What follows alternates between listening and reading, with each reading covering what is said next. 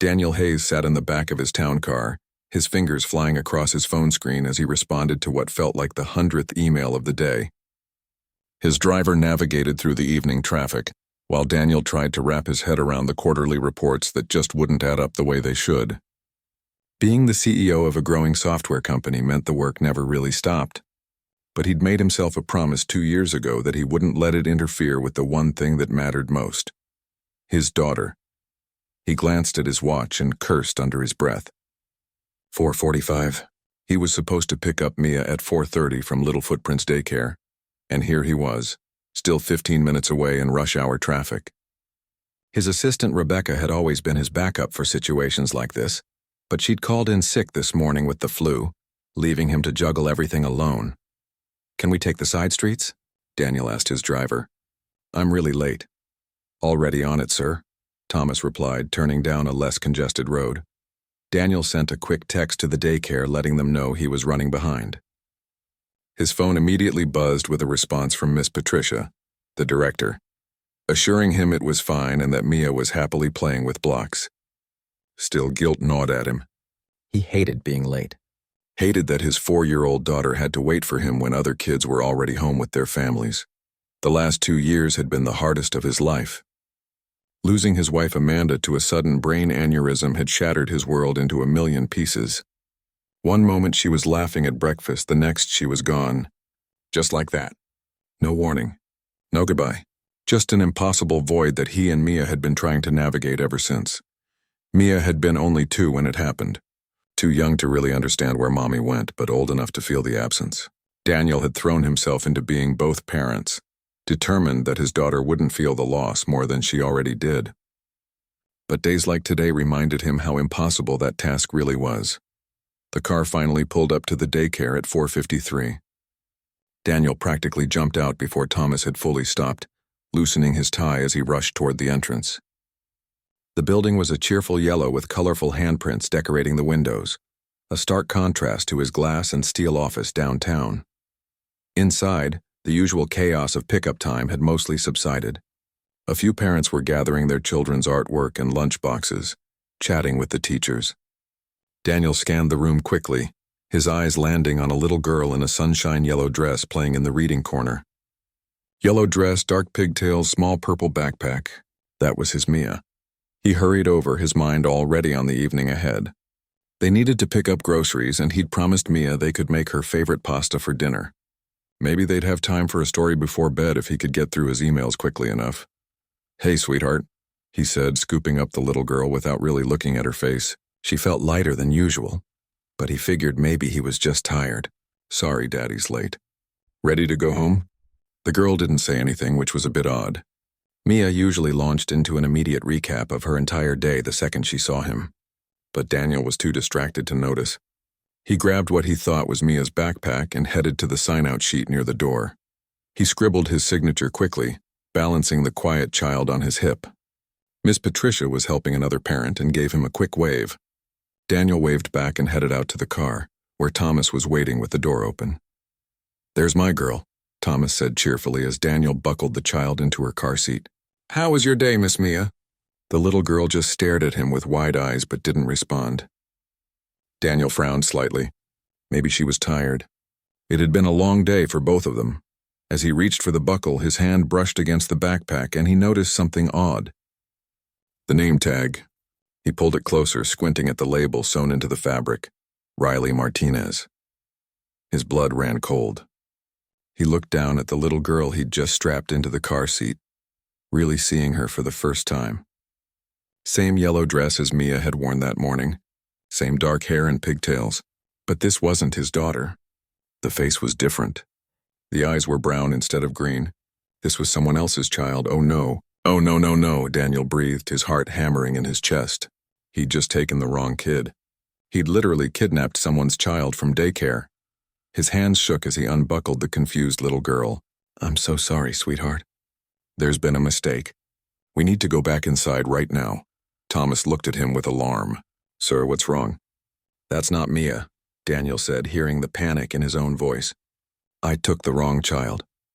He rushed back inside with Riley in his arms, his mind racing with horrible scenarios. What if the mother had already arrived? What if she'd called the police? What if they thought he'd done this on purpose? His face flushed hot with embarrassment and fear. The daycare had transformed in the few minutes he'd been gone. Miss Patricia was on the phone, her face pale and worried. Another teacher was frantically checking the playground, and standing in the middle of the chaos was a woman Daniel had never seen before, her face a mask of absolute terror. She had paint stains on her jeans and an old university sweatshirt. Her long dark hair was pulled back in a messy ponytail, and her hands were shaking as she spoke rapidly to one of the teachers. The moment she saw Daniel walking in with Riley, her expression changed from terror to pure fury. "Riley," she cried, rushing forward and practically ripping the child from Daniel's arms. She held her daughter tight, checking her over frantically. "Are you okay, baby? Are you hurt? Did anyone hurt you?"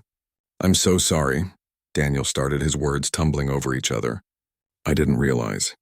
I thought she was my daughter. They're wearing the same dress and I was in a hurry and I just didn't look carefully enough." The woman's eyes, still bright with unshed tears, fixed on him with an intensity that made him take a step back. "You didn't look? You didn't look at your own child's face before you just took her and left? It was an accident. A terrible accident. I would never— You took my daughter." Her voice cracked, the anger mixing with the fear that was clearly still coursing through her. "Do you have any idea what I thought when I got here and they told me she was gone? That someone had already picked her up? That they couldn't find her?" Miss Patricia stepped between them, her professional demeanor back in place now that the crisis was resolving. "Ms. Martinez, I assure you this was a genuine mistake. Mr. Hayes is one of our regular parents. His daughter Mia is also here, and she's wearing an identical yellow dress today. In his rush, he simply picked up the wrong child." "I don't care if it was a mistake," the woman, Ms. Martinez, shot back. "This is unacceptable. What kind of security do you have here if someone can just walk out with the wrong child?" She had every right to be angry. Daniel knew that. If someone had walked out with Mia, he would have lost his mind. He tried again, keeping his voice calm and sincere. "You're absolutely right. This is unacceptable, and it's entirely my fault. I was distracted and running late, and I made a terrible assumption. I'm deeply, truly sorry for the fear I caused you." Ms. Martinez looked at him properly for the first time, taking in his expensive suit, his designer watch, the town car visible through the window with Thomas standing beside it. Her expression hardened even more. "Let me guess. Big, important CEO too busy to pay attention to the little things? Too important to actually look at which kid you're taking home?" The words were sharp, laced with a judgment that stung precisely because there was some truth to it. "That's not fair," Daniel said, feeling his own defenses rising despite his guilt. "I'm doing my best here. I'm a single parent trying to run a company and raise my daughter, and yes, I made a mistake. A horrible mistake, but I would never intentionally put any child at risk. Your best almost got my daughter into a stranger's car." Ms. Martinez snapped back. She turned to Miss Patricia. "I need to file a formal complaint, and I want to know what procedures you're putting in place to make sure this never happens again." Miss Patricia nodded gravely. "Of course, Ms. Martinez, we'll be reviewing our pickup protocols immediately. And Mr. Hayes, I'm afraid I'll need to file an incident report as well." "I understand," Daniel said quietly. He looked at Ms. Martinez one more time, trying to convey the genuine remorse he felt. "I know you have no reason to believe me, but I truly am sorry." "If there's anything I can do—" "There's nothing you can do," she cut him off, her arm still wrapped protectively around Riley. "Just stay away from us." She turned and walked away, gathering Riley's things with sharp, angry movements. Daniel stood there feeling about 2 inches tall, aware that every teacher and remaining parent in the building was staring at him. "Where's Mia?" he asked Miss Patricia weakly. "In the other classroom with Miss Jennifer. She's been asking for you." Daniel nodded and made his way to find his actual daughter, his legs feeling heavy. Mia was sitting at a small table coloring, her yellow dress now decorated with marker streaks. When she saw him, her face lit up. "Daddy, you're here. Look what I made." She held up a drawing of what appeared to be a rainbow dinosaur. Daniel crouched down and pulled her into a tight hug, suddenly overwhelmed with how close he'd come to understanding exactly what Ms. Martinez had felt. What if someone had taken Mia by mistake? What if he'd arrived to find his daughter gone? "It's beautiful, Princess," he said, his voice thick. "Let's go home." As he carried Mia out to the car, he caught one last glimpse of Ms. Martinez loading Riley into an old Honda parked several spots away. She didn't look in his direction, and he didn't blame her. That night, after Mia was bathed and fed and tucked into bed, Daniel sat in his home office staring at his laptop without really seeing it. He kept replaying the moment over and over, the panic on Ms. Martinez's face, the way she'd held Riley like she might disappear again, the accusation in her eyes when she looked at him. She'd seen him as just another careless rich guy who couldn't be bothered with the details. And maybe she wasn't entirely wrong. When was the last time he'd really been present at pickup instead of mentally still in a meeting? When had he last actually talked to the other parents instead of rushing in and out? He pulled out his phone and typed out a message to Miss Patricia, asking for Ms. Martinez's contact information so he could apologize properly. The response came back quickly. Miss Patricia couldn't share that information due to privacy policies, but she would pass along any message he wanted to send. Daniel sat back in his chair, running his hands through his hair. He wanted to make this right, but he had no idea how. And the worst part was that he couldn't stop thinking about the woman with paint on her jeans and fire in her eyes, who'd looked at him like he was everything wrong with the world. He'd made a lot of mistakes in his life, but this one felt different. This one felt like it might have consequences that went beyond just a formal complaint. And as he finally closed his laptop and headed to bed, Daniel couldn't shake the feeling that his life had just gotten a lot more complicated. He had no idea how right he was. The next morning, Daniel woke up with a knot in his stomach that had nothing to do with the coffee he hadn't drunk yet. He'd barely slept, replaying yesterday's disaster over and over in his mind. Every time he closed his eyes, he saw the terror on that mother's face, the way she'd clutched her daughter like Daniel was some kind of monster.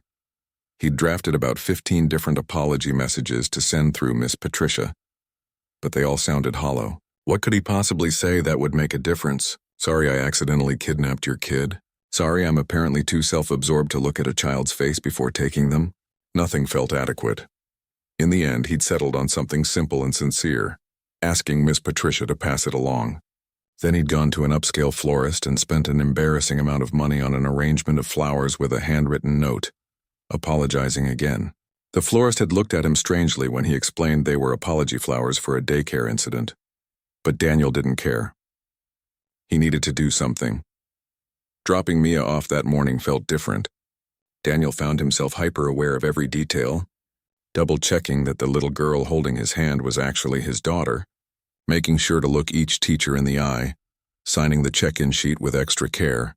A few of the other parents gave him odd looks, and he wondered how fast word had spread about yesterday's mess. Miss Patricia met him at the door with a gentle but firm expression. "Mr. Hayes, do you have a moment?" His stomach dropped. Of course. She led him to her small office while Mia ran off to join her friends. On Patricia's desk was his flower arrangement still in its delivery box, along with a handwritten note that clearly wasn't his. "Ms. Martinez returned these this morning," Patricia said carefully.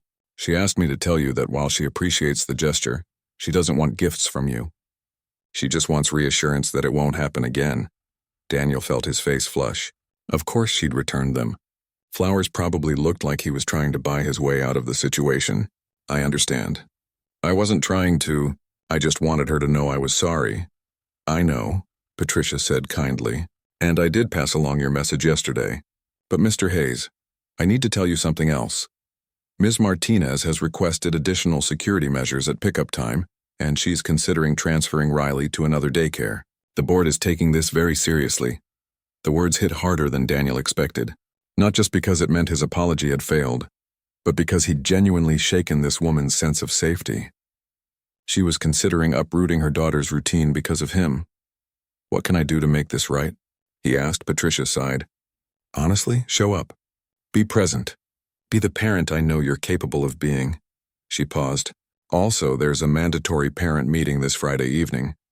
The board is implementing new pickup protocols in response to this incident. Both you and Ms. Martinez are required to attend." "Great." Forced proximity with someone who couldn't stand the sight of him. Daniel nodded anyway. "I'll be there." The rest of the week dragged by in a haze of work meetings and guilt. Daniel found himself thinking about the woman whose name he'd only learned from a backpack tag. Ms. Martinez. He didn't even know her first name. But he kept remembering details. The paint stains on her clothes. The fierce protectiveness in her eyes. The way she'd looked at him like he represented everything wrong with privileged, careless people. Friday evening came too quickly. Daniel arranged for his mother to watch Mia, not wanting to bring her to what was likely to be an uncomfortable meeting. He arrived at the daycare exactly on time, wearing jeans and a casual button-down instead of his usual suit. He wasn't sure why he'd made that choice, except maybe he didn't want to look like the out-of-touch CEO she clearly thought he was. The meeting room was set up with folding chairs in a circle. A few other parents were already there, including Ms. Martinez, who was sitting as far from the door as possible, her arms crossed, wearing paint-splattered overalls and a guarded expression. Her hair was down today, falling past her shoulders in dark waves. She glanced up when he entered, and her eyes immediately hardened. Daniel took a seat on the opposite side of the circle, trying not to stare. Patricia and 2 board members arrived and began presenting new security protocols. Photo ID checks, authorized pickup lists, a new sign-in system that required matching the child's face to their file photo before release. All good measures and all implemented because of his mistake. Throughout the presentation, Daniel could feel Ms. Martinez's occasional glances in his direction, though she looked away whenever he tried to make eye contact. The meeting was supposed to last an hour, but the board members seemed determined to be thorough. When they finally reached the end, Patricia stood up with a clipboard. Before we adjourn, I need to discuss our upcoming Spring Festival. As many of you know, this is our biggest event of the year and our primary fundraiser. We need parent volunteers to make it happen. Several hands went up around the circle. Daniel raised his, remembering that Rebecca had marked it on his calendar months ago as something important for Mia's social development. Apparently, being involved in school events was crucial for 4-year-olds. Though Daniel suspected it was more about him making connections with other parents, he noticed Ms. Martinez's hand was up too. Patricia smiled warmly at her. "Wonderful, Lauren. You've been our art coordinator for the past 2 years. Are you willing to take that role again?" Lauren, so that was her first name. Daniel filed it away as Lauren Martinez nodded. "Of course," Lauren said, her voice softer than Daniel had heard it before. "Riley loves helping with the decorations." "Excellent," Patricia said, scanning the room. "And we need someone to handle logistics and organization. It's a big job.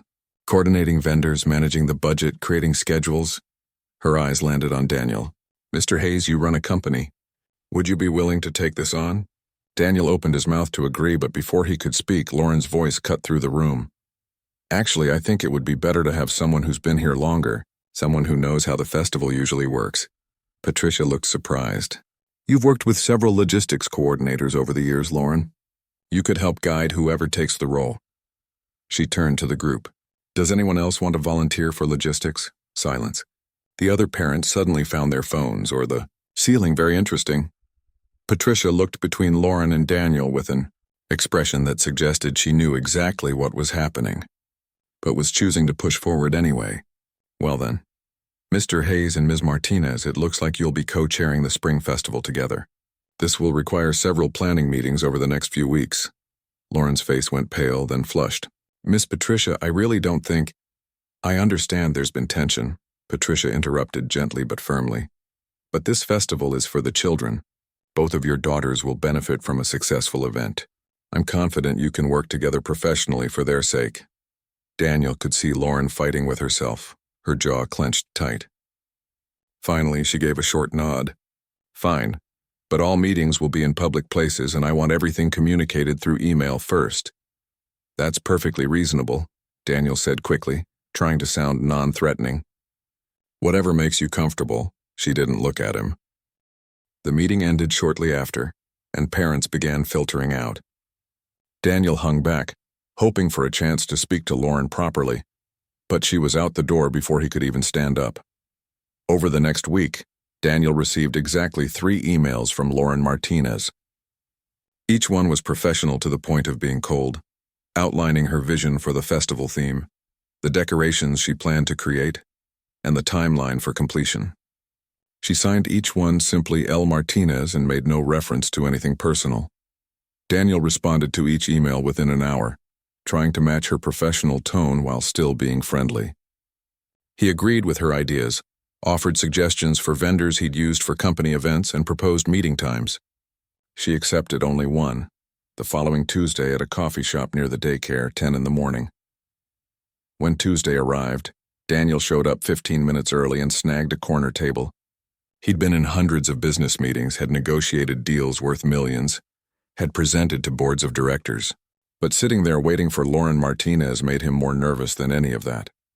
She arrived exactly on time, carrying a worn leather portfolio and wearing those same paint-stained overalls. She ordered a plain coffee, refused Daniel's offer to pay for it, and sat down across from him with her portfolio as a barrier between them. "Thank you for meeting with me," Daniel started. "Let's just focus on the festival," Lauren said, opening her portfolio to reveal sketches and notes. "I've been thinking we should do a garden theme this year. Flowers, butterflies, maybe a small petting zoo if we can afford it." For the next 45 minutes, they discussed logistics. Lauren's ideas were creative and thoughtful, clearly drawn from years of experience with the event. Daniel found himself genuinely impressed by her organizational skills and artistic vision. She'd thought of details he never would have considered, but every interaction was stiff, formal. When their hands accidentally brushed reaching for the same pen, Lauren pulled back like she'd been burned. They were packing up to leave when a small voice called out, "Daddy!" Daniel turned to see Mia running toward him, his mother following behind with an apologetic expression. "I'm so sorry," his mom said. "She saw your car outside and insisted we come in." Mia launched herself at Daniel's legs, chattering excitedly about the park they'd just visited. Then she noticed Lauren and went quiet, her eyes going wide. At almost the same moment, another small voice called out, "Mommy!" Riley appeared from near the counter where she'd apparently been getting a cookie, and she stopped dead when she saw Mia. For a long frozen moment, the two little girls just stared at each other. Then Riley broke into a huge smile. "You're the yellow dress girl." "We matched," Mia giggled. "You're the other yellow dress girl." Before either parent could react, the girls were chattering at each other like old friends. Something about a butterfly they'd both seen on the playground in their favorite colors, and did the other one like unicorns because unicorns were the best. Daniel looked at Lauren and found her watching the interaction with a complicated expression. Some of the hardness had left her face, replaced by something softer, sadder.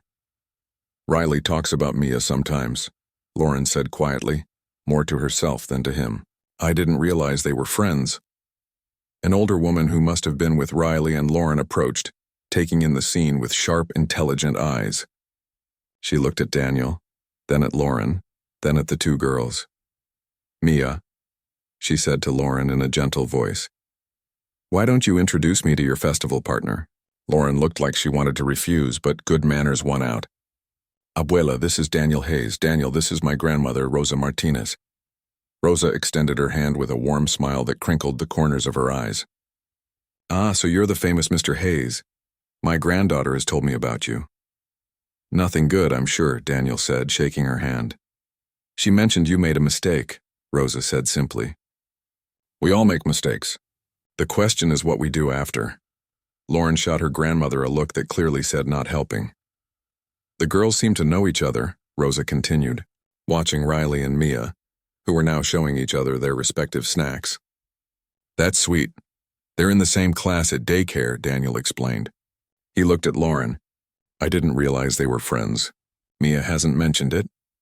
"Riley hasn't either," Lauren admitted. She was watching her daughter with Mia, and Daniel could see her struggling with something internal. Riley suddenly turned to Lauren with pleading eyes. "Mommy, can Mia come over for a play date? Please, she's my friend." Mia's head whipped around to Daniel. "Can I, Daddy, please?" Both parents froze. Daniel saw the panic flash across Lauren's face, the immediate urge to say no. He wanted to tell Mia that maybe it wasn't a good time, that they needed to let Ms. Martinez have her space. But Rosa spoke first, her voice gentle but firm. "That sounds lovely, Riley. Why don't we plan something for next week? Give your mama and Mr. Hayes time to work out the details." It was masterfully done. She'd committed to the playdate without actually forcing it to happen immediately, giving Lauren an out while also making it clear she thought the girls should spend time together. Lauren looked at her grandmother with an expression that was equal parts gratitude and frustration. "Abuela, they're friends, mija," Rosa said softly. "And they're four. Let them be four." Daniel watched the war play out on Lauren's face. Finally, she turned to him, her expression guarded but not quite as hostile as before. "We'll discuss it," she said. "Through email." "Of course," Daniel agreed quickly. They gathered their respective children and belongings, the girls protesting having to separate. As they headed to the parking lot, Riley walked backward, waving at Mia, who waved back enthusiastically. Daniel's mother gave him a knowing look as they buckled Mia into the car. "That's her, isn't it? The mother from the incident?" "Yeah," Daniel said quietly. "She's scared of you," his mom observed. "Not in a physical way, but you represent something that frightens her." "I took her daughter," Daniel said. "Of course she's scared." "It's more than that," his mom said, her voice wise with years of reading people. "I saw the way she looked at you when you weren't watching. There's fear there, yes, but there's something else too. Curiosity, maybe. Interest that she doesn't want to acknowledge." Daniel shook his head. "You're reading too much into it. She can barely stand to be in the same room as me. If that were true, she wouldn't have agreed to co-chair this festival with you," his mom pointed out. "She could have said no, could have insisted they find someone else, but she didn't."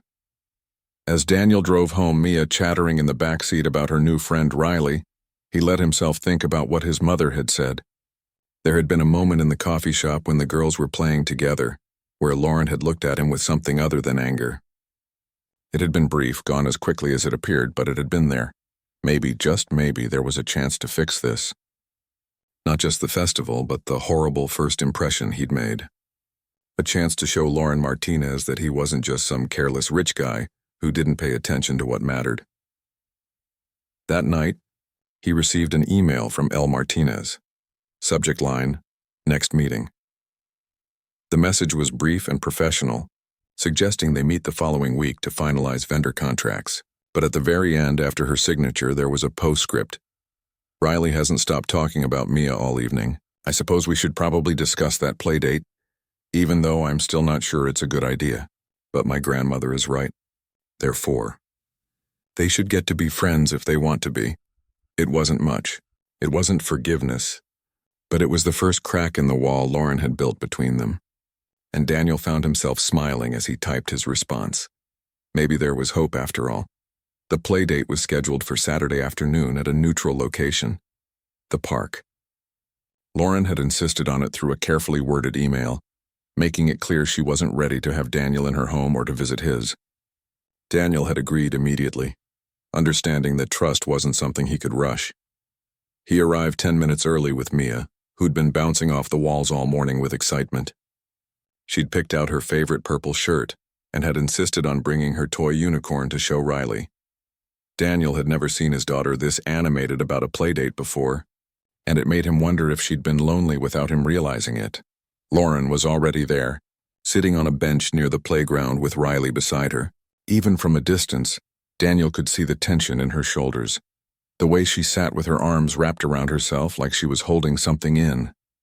Riley spotted Mia and took off running, the two girls meeting in a collision of giggles and excited chatter. Daniel approached the bench slowly, giving Lauren space. "Thanks for agreeing to this," he said, staying standing rather than sitting down next to her. She glanced up at him, shading her eyes from the sun. "I'm not doing it for you. I'm doing it for Riley. She hasn't had many friends since we moved here last year." "Moved from where?"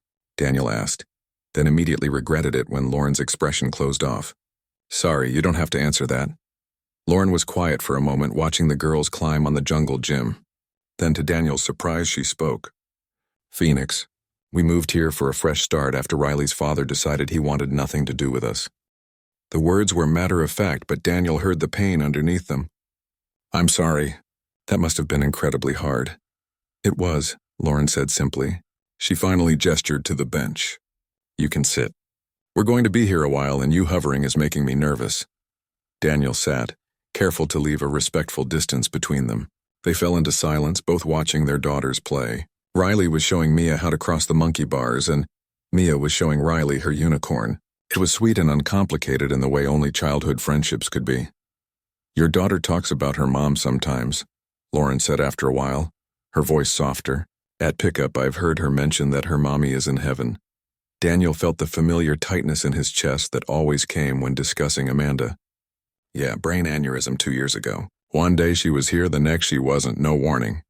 That's terrible, Lauren said, and for the first time since they'd met, there was genuine sympathy in her voice. I can't imagine how hard that's been. At least with Riley's father, it was a choice.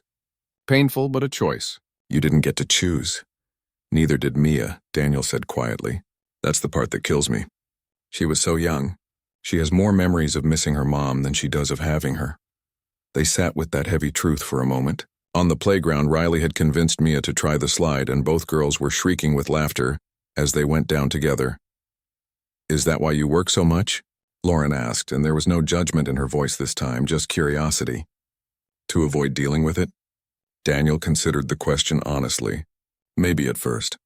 But now I think it's more about trying to give Mia the life Amanda would have wanted for her: security, opportunities, a future where she doesn't have to worry about anything. Except having a dad who's actually present, Lauren said, but her tone was gentle, almost understanding. Yeah, Daniel admitted. I'm still figuring out that balance. Obviously not very well considering what happened. Lauren turned to look at him fully for the first time since he'd sat down. Can I ask you something? And I want an honest answer. Okay. What were you thinking about that day, when you picked up Riley instead of Mia? Daniel took a breath, forcing himself to be truthful even though it made him look bad. I was thinking about a meeting I just left. We're trying to acquire another company, and the numbers weren't adding up right. I was mentally going through spreadsheets and projections, trying to figure out what was wrong. He shook his head. I wasn't thinking about anything that actually mattered. That's the honest truth. Lauren nodded slowly, like she appreciated the candor. I thought you were just some rich guy who couldn't be bothered to pay attention. But I'm starting to think maybe you're just a parent who's overwhelmed and trying to do too much. I know something about that, yeah? Daniel asked. I freelance as a muralist, Lauren explained, which means I take whatever jobs I can get whenever I can get them. Sometimes that's painting a wall in a restaurant at 2 a.m, because that's the only time they're closed. Sometimes it's working on a commission for weeks that barely pays enough to cover rent. I'm constantly stressed about money, about finding the next job, about making sure Riley has what she needs. And sometimes I'm so in my head about all of that that I miss things too. Like what? Daniel asked gently. Lauren smiled, but it was sad. Last month, Riley had been practicing a song for 2 weeks to perform at circle time. The day she was supposed to sing it, I was running late, because I'd been up until 3 finishing a mural. I forgot to ask her about it when I picked her up. Forgot completely. She cried all the way home because singing that song was the most important thing in her world that day, and I didn't even remember to ask how it went. Did she do well? Daniel asked. I have no idea, Lauren said. By the time I realized my mistake and asked, she didn't want to talk about it anymore. I failed her that day just as much as you scared me that day, just in a different way. Daniel felt something shift between them, a mutual understanding maybe, recognition that they were both just people doing their best and sometimes falling short. Parenting is really hard, he said.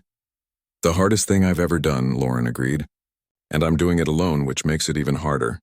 No one to share the load with, no one to catch the things I miss. Same, Daniel said. My mom helps when she can, but at the end of the day, it's just me. Every decision, every responsibility, every mistake. It's all on my shoulders. They sat in comfortable silence after that, watching their daughters play. Mia was teaching Riley some kind of complicated hand-clapping game, and both girls kept messing up and dissolving into giggles. They're really good together, Lauren observed. They are, Daniel agreed. Mia needs this, needs a friend. I've been so focused on making sure she's okay that I didn't realize she might be lonely. Lauren glanced at him. You're a good dad, you know. Even with the mistakes. I can see how much you love her. The word surprised Daniel more than anything else Lauren had said. Thank you. That means a lot, especially coming from you. Don't let it go to your head, Lauren said, but there was the hint of a smile on her face. You're still on probation in my book. Fair enough, Daniel said, grinning. An hour passed, then another. The girls played until they were sweaty and tired, eventually collapsing on the grass to look at clouds. Daniel and Lauren talked more, sharing stories about their daughters, commiserating over the challenges of single parenthood, laughing over the ridiculous things 4-year-olds said and did. Daniel learned that Lauren had been painting since she was a kid, that her grandmother Rosa had raised her after her own parents died in a car accident when she was 12, that she'd met Riley's father in art school and thought they'd have a life together, until the pregnancy test came back positive and he disappeared within a week. Lauren learned that Daniel had built his company from nothing, working 18-hour days for years to make it successful. That he'd met Amanda in college and knew within a week he wanted to marry her.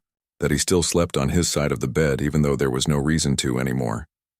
By the time they decided the girls needed to go home for dinner, something had fundamentally changed between them.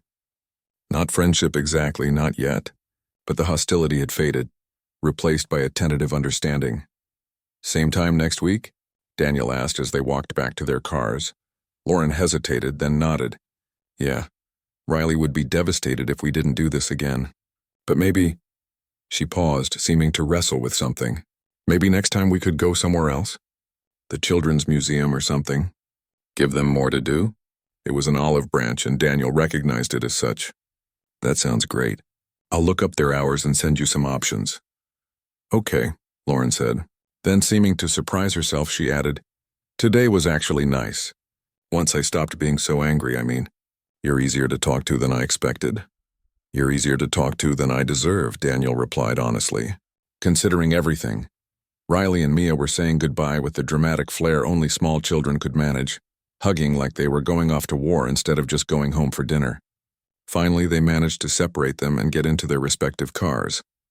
As Daniel drove home with Mia chattering happily about all the fun she'd had, he felt lighter than he had in weeks, maybe months. There was something about talking to someone who understood, who was fighting the same battles that made everything feel less overwhelming. His phone buzzed at a red light. A text from an unknown number. "This is Lauren. Patricia gave me your number for festival coordination. Just wanted to say thanks for today." Riley hasn't stopped smiling. Daniel saved her number and replied, "Mia either. Same time next week works for us. And thank you for giving me a chance." The response came quickly. "Don't mess it up." But there was a smiley face emoji after it. And Daniel found himself grinning like an idiot at his phone until the car behind him honked because the light had turned green. Over the next 2 weeks, Daniel and Lauren fell into a rhythm. They met twice more for festival planning, and while Lauren maintained her professional boundaries, she was warmer, more open. They texted occasionally about logistics, and sometimes those conversations drifted into other topics. Funny things their daughters had said, complaints about difficult clients, recommendations for good coffee shops. The second play date at the Children's Museum went even better than the park. The girls were inseparable, and Daniel and Lauren found themselves actually enjoying each other's company. They grabbed lunch at the museum cafe, and Lauren told him about a big mural commission she just landed for a new hotel downtown. "That's amazing," Daniel said. "Is it good money?" Lauren's expression turned guarded. "It's fine." "Fine meaning it's enough, or fine meaning you're undercharging because you're worried they'll go with someone else?" Daniel asked gently. "How did you—" Lauren started, then shook her head. "Am I that obvious?" "Only to someone who's been there," Daniel said. "When I was starting my company, I undercharged for everything because I was so desperate to build a client base. It nearly bankrupted me. You're worth more than you're probably asking." Lauren picked at her sandwich. "It's hard to know what to charge. I don't want to price myself out of jobs, but I also need to pay my bills." "Can I look at your contract?" Daniel asked, just as a friend, not as unsolicited advice. "I've negotiated a lot of contracts over the years. Maybe I can give you some perspective." Lauren studied him for a long moment. "Why would you help me?" "Because you're talented and you deserve to be paid fairly," Daniel said simply. "And because I'd like to be friends if you're open to that. Real friends, not just festival co-chairs." "I don't know if I'm ready for that," Lauren said honestly, "but I appreciate the offer." "On both counts." "The offer stands," Daniel said. "Whenever you're ready." That evening, Daniel received an email from Lauren with her contract attached. "If you have time to look at this, I'd appreciate your thoughts." No pressure. He reviewed it immediately, his business instincts kicking in. She was charging less than half what she should be for a project that size. He drafted a detailed response with suggestions for renegotiation, including language she could use to justify a higher rate based on her experience and portfolio. Her response came an hour later. "Thank you. I'm going to try to renegotiate tomorrow." Terrifying but necessary. The next day she texted him a photo of a signed revised contract. They'd agreed to pay her almost double her original rate. "I can't believe that worked. Thank you so much. I might actually be able to breathe a little easier this month." You did the work, Daniel texted back. I just gave you permission to value yourself properly. You earned every penny of that rate. Still, thank you. I owe you one. You don't owe me anything, Daniel replied. But if you want to grab coffee sometime, just the two of us, no kids, no festival talk, I wouldn't say no. The typing indicator appeared and disappeared several times. Daniel held his breath, wondering if he'd pushed too hard too fast. Finally, her response came. Let me think about it. It wasn't a no, and that felt like progress. Daniel would take it. 2 days later, on a Thursday evening, his phone rang. Lauren's name popped up on the screen, and his heart rate kicked up for reasons that had nothing to do with festival planning. Hey, he answered. Hey, Lauren said, and he could hear something uncertain in her voice. So about that coffee. Would you be free tomorrow afternoon? Riley has a play date with another friend from daycare, and I have a few hours free. We could meet at that place near the park. I'd love to, Daniel said, trying to keep the excessive enthusiasm out of his voice. What time works for you? 2 o'clock? Perfect. I'll be there. After they hung up, Daniel sat on his couch staring at his phone, a smile spreading across his face. It was just coffee. Just two people grabbing a drink and talking. Nothing more, but it felt like more. It felt like the beginning of something he hadn't even known he was looking for, something that both excited and terrified him in equal measure. Mia climbed onto the couch next to him, clutching her unicorn. Daddy, why are you smiling like that? I'm just happy, sweetheart, Daniel said, pulling her into a hug. Is it because of Riley's mommy? Mia asked with the uncanny perception of small children. Daniel laughed. Maybe a little bit. Good, Mia said decisively. I like her. She's nice, and she makes you smile more. Out of the mouths of babes, Daniel thought. Out of the mouths of babes. Daniel changed his shirt 3 times before leaving for coffee with Lauren. He felt ridiculous, like a teenager getting ready for a first date, except this wasn't a date. It was just coffee between 2 parents who were becoming friends. That's what he kept telling himself as he rejected the navy button-down for being too formal, the gray t-shirt for being too casual, and finally settled on a simple olive green Henley. His mother, who was watching Mia for the afternoon, gave him a knowing look when he came downstairs for the 3rd time. You look very nice, dear. It's just coffee, Daniel said quickly. Mm-hmm, his mother replied, not even trying to hide her smile. Just coffee with the woman you haven't stopped talking about for the past 3 weeks.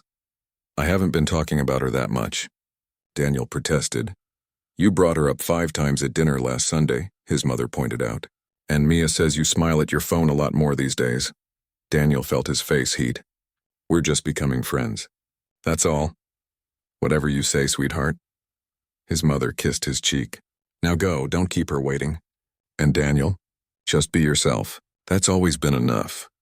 Daniel arrived at the coffee shop 5 minutes early and immediately spotted Lauren at a corner table.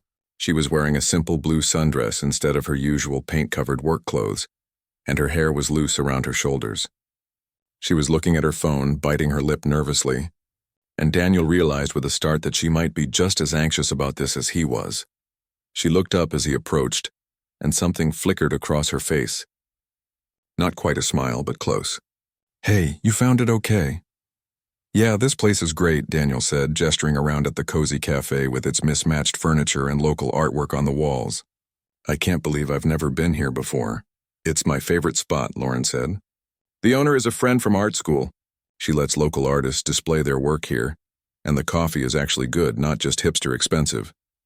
Daniel went to order, insisting on paying despite Lauren's protests. When he returned with 2 coffees and a shared piece of chocolate cake that the barista had recommended, Lauren raised an eyebrow. I didn't agree to share dessert with you, she said, but there was amusement in her voice. You can have the whole thing if you want, Daniel offered. I just figured if I ordered it for myself, you'd judge me for eating cake at 2 in the afternoon. I would absolutely judge you for that, Lauren agreed, picking up a fork. But since we're sharing, it's perfectly acceptable. They fell into easy conversation, and Daniel was struck by how different this felt from their previous interactions.